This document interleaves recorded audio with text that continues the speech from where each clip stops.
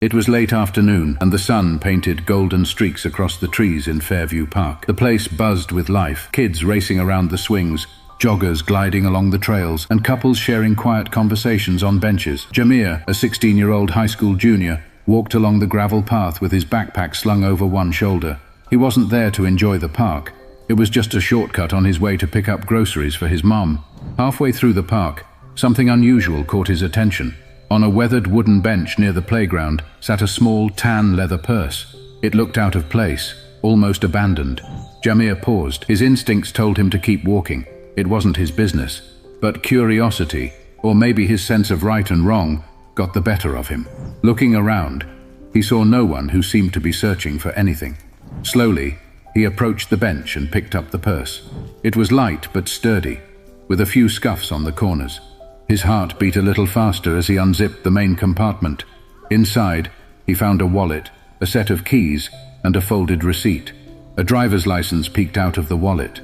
The photo showed a middle-aged woman with soft blonde hair and kind eyes, Linda Carson. He read her name and address, then glanced again around the park. Still, no one seemed to notice or care about the purse. He sighed. This wasn't what he planned for his day, but he couldn't leave it there. Shoving the purse into his backpack, Jamir resolved to find its owner. The walk home felt heavier than usual, as if the purse carried more than just its contents. Jamir sat at the small dining table in his family's kitchen, the purse resting in front of him. His younger sister, Tasha, peered at it with wide eyes, her curiosity barely contained. "Did you find that? Is it full of money?"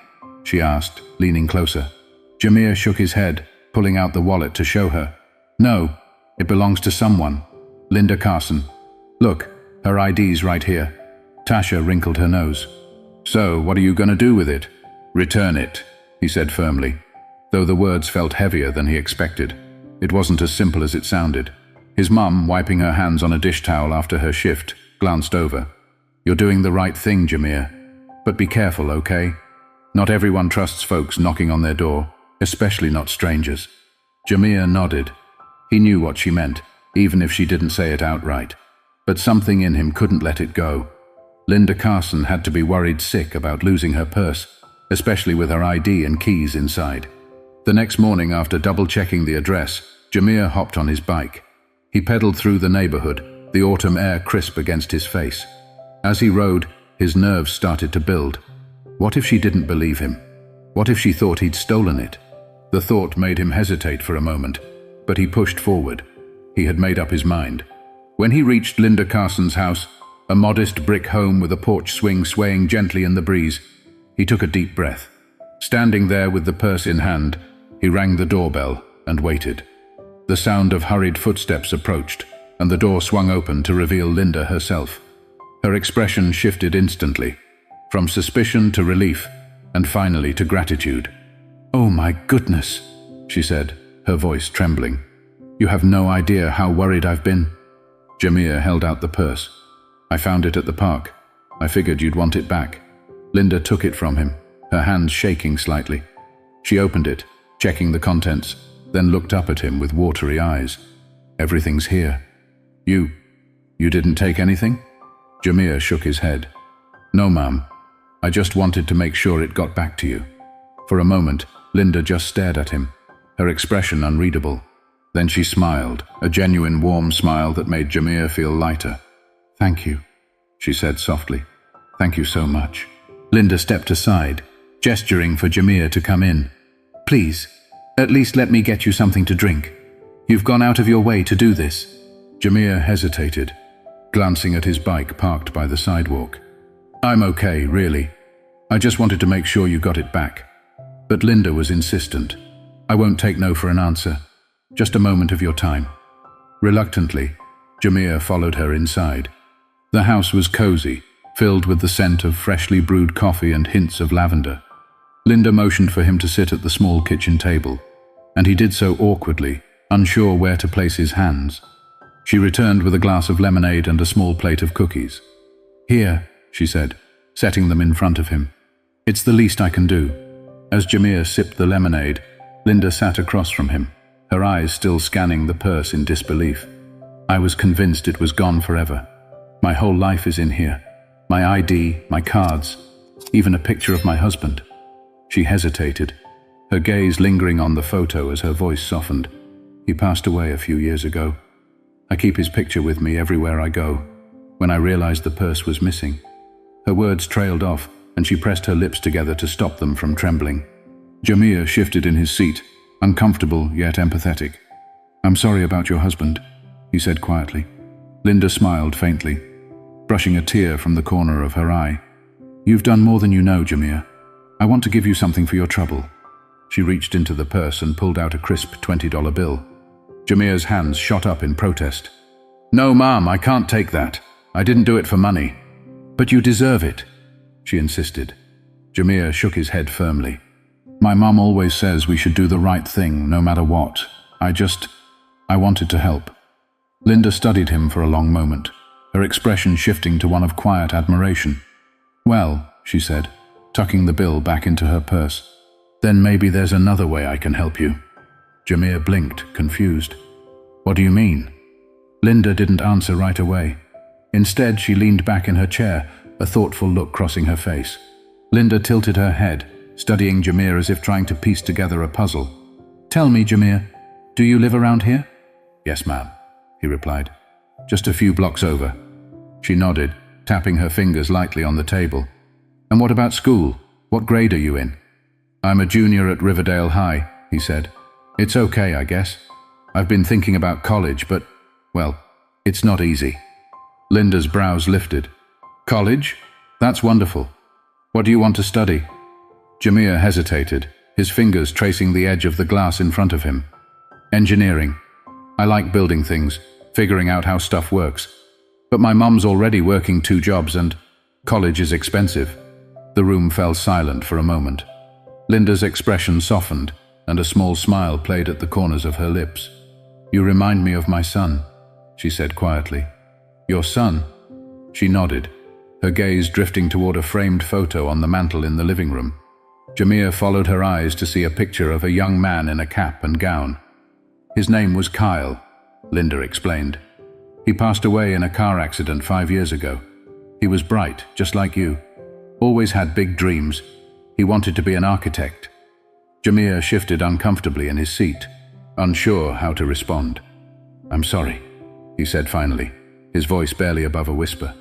Linda smiled gently, though her eyes glistened with unshed tears. "Thank you. You know, when you lose someone like that, it changes how you see the world. I try to honor Kyle by helping people when I can. And you, Jamir, you've shown me there's still so much good in this world." Jamir felt his cheeks flush, embarrassed by the praise. "I just did what anyone should do," he muttered. "No, not everyone would have," Linda said firmly. "It's rare to meet someone who chooses kindness when they don't have to. That's why I want to help you. I have some friends in the community, people who care about education, who might be able to make your dream of college a little closer to reality." Jamir blinked in surprise. "You don't have to do that. I mean, you don't even know me." "I know enough," Linda said with a smile. "And besides, it's not about what I have to do. It's about what I want to do." For the first time, Jamir allowed himself to imagine a future where college wasn't just a distant hope, but a real possibility. The next day, Linda set her plan into motion. She spent the morning calling friends, former colleagues, and members of the local community groups she was part of. Linda had always been active in Dayton's civic programs, but now she had a personal mission, helping Jamir get closer to his dreams. Her first call was to Mr. Reynolds, the director of a local non-profit that provided scholarships for underprivileged youth. As soon as Linda explained Jamir's story, Mr. Reynolds was intrigued. "A young man with that kind of integrity deserves a chance," he said. "Have him stop by our office next week, and we'll see what we can do." Next, she contacted her neighbor, Mrs. Henderson, a retired teacher who ran a tutoring program. "If he's aiming for engineering, he'll need strong math and science skills," Mrs. Henderson said. "I'd be happy to work with him."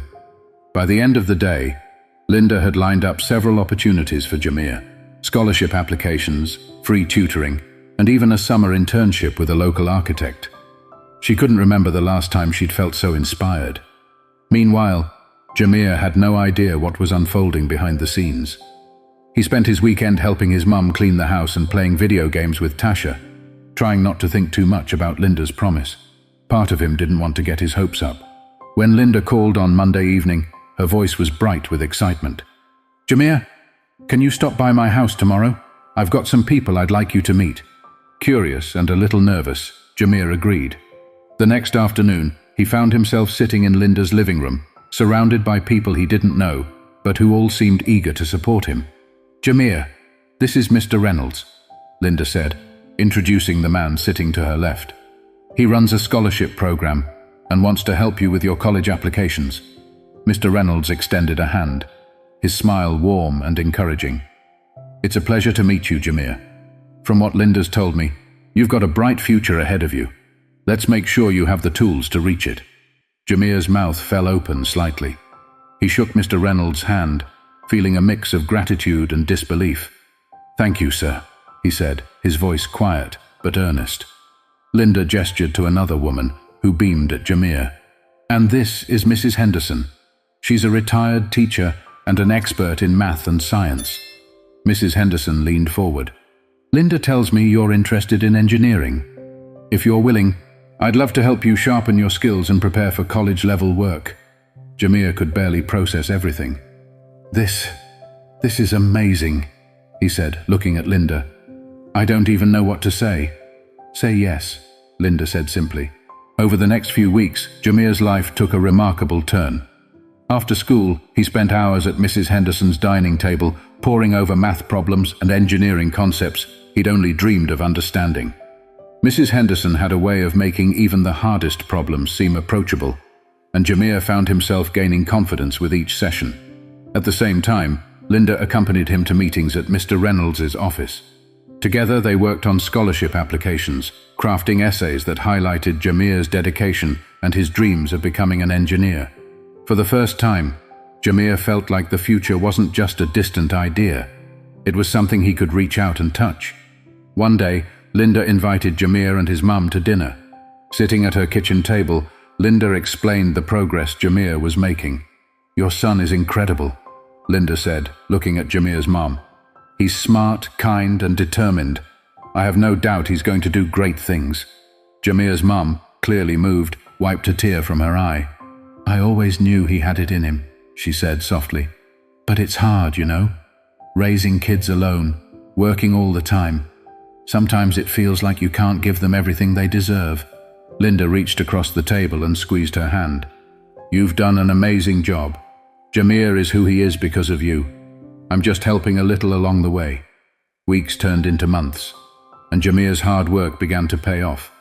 One afternoon, he received a letter in the mail. It was from one of the scholarship programs Mr. Reynolds had helped him apply to. With trembling hands, he tore open the envelope and scanned the first few lines. "We are pleased to inform you." Jamir's breath caught in his throat. He read it again, then again, just to be sure. He'd been awarded a full scholarship to study engineering at Ohio State University. He ran to his mom, waving the letter in the air. "Mom! Mom! I got it!" His mom embraced him tightly, her laughter and tears mingling in a way that only a parent's pride can produce. That evening, Jamir made a point to visit Linda. He held the letter up triumphantly as she opened the door. "I couldn't have done this without you," he said, his voice thick with emotion. Linda's eyes sparkled as she hugged him.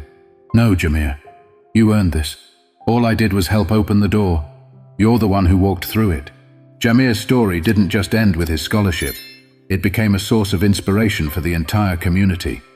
Linda couldn't help but share his journey with her friends and neighbors, emphasizing how one act of honesty had set everything in motion.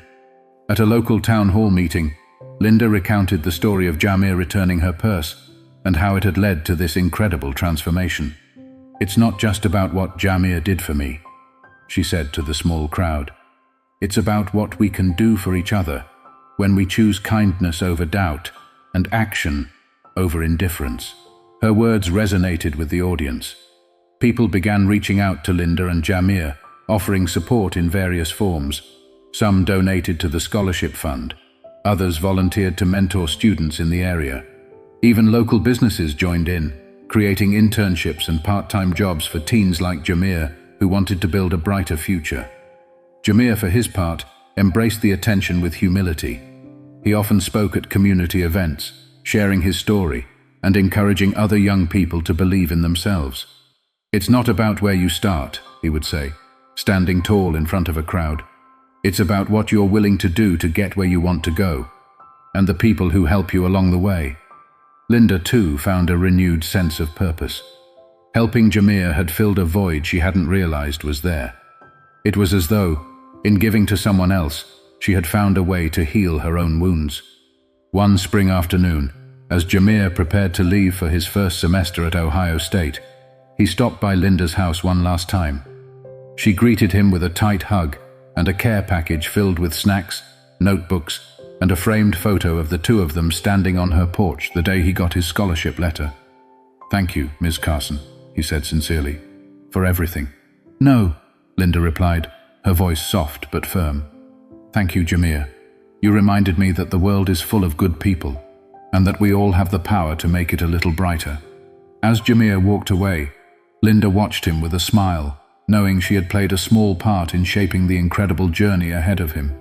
And as he disappeared down the road, she couldn't help but feel that the best stories in life weren't just about what happened, but about the doors they opened for what could happen next. Jamir's story is a testament to the power of kindness and integrity. A simple decision to return a lost purse not only changed the course of his life, but also sparked a chain reaction that inspired an entire community. It's a reminder that the smallest actions can have the biggest impacts, and that when we choose to help one another, we all rise together.